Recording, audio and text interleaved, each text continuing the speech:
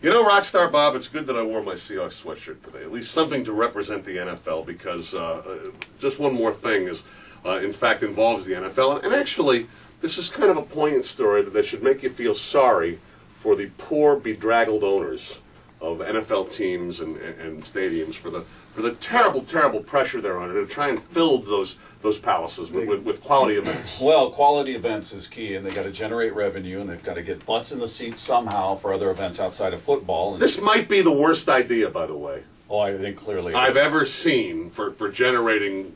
This is talking about Cowboys Stadium. Cowboys Stadium, the palace that Jerry Jones built. Now, Manny Pacquiao fought there, right? Yeah. Didn't they have 80, 90,000 or something like that? Yeah, close to 100,000. I think the first sporting event they had there was a soccer match with one of the main teams from Mexico, about 80 or 90,000 there.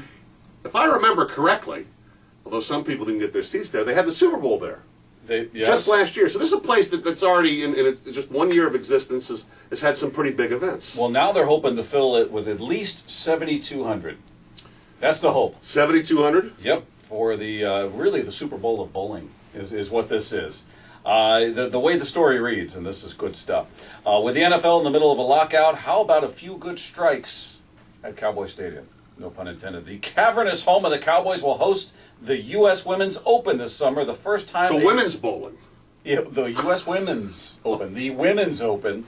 The first time a bowling event has been held at the billion-dollar showplace of Jerry Jones. Is it even necessary to add that sentence? Does someone think that they've been running bowling tournaments there? Well, it's the first time, yeah. You ever heard of a bowling tournament in a football stadium before, ever? No, men nor women, no. But the shiny wooden lanes will be placed on either side of the famous Cowboy Star in midfield, and there will be temporary seats on the field for the June 30th event. Pro bowler Stephanie Nelson is very happy about this, by the way. Well, I would think, sure, a women's pro bowler, she's got to be thrilled. The pinnacle of women's bowling, she said, at the site of last season's Super Bowl. Yeah, boy. There you go, NFL. That's right. You got the Super Bowl, the pinnacle of NFL football. Yeah. And just a couple of short months later, the pinnacle of women's bowling. She said it's incredible. This is going to be the first time a major women's bowling event will be held at a non-traditional venue. 80,000 seats is what this holds, and they've had bull riding, boxing.